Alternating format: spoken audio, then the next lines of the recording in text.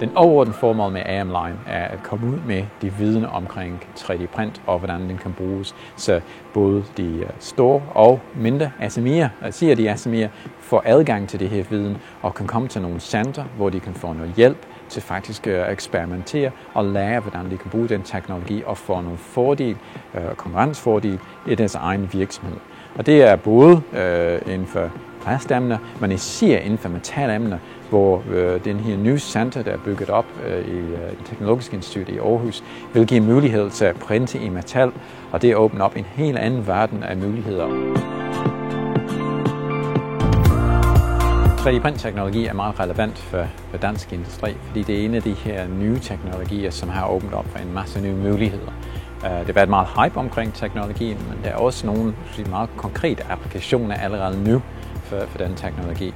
hvor det kan bruges både til at producere prototype-emner, og det har vi hørt meget omkring, og der har også været meget tale om, at man kan printe et færdigt emne, men der er også en helt anden branche inden for det her, hvor du kan bruge det til at printe værktøj og hjælperedskab i produktionen, hvor den har virkelig slået igennem i nogle af de industrier, vi har i Danmark. Så det er et ny teknologi med en masse muligheder,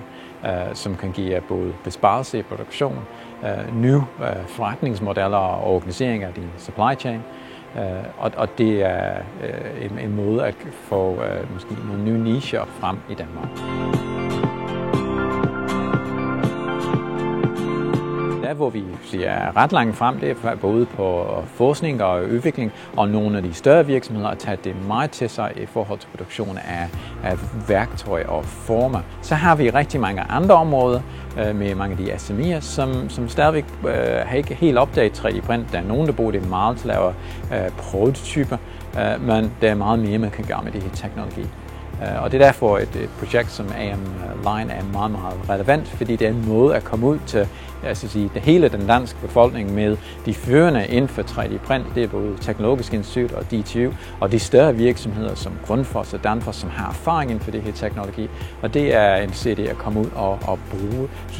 deres viden og dele det ud, og så samtidig udvikle det endnu mere.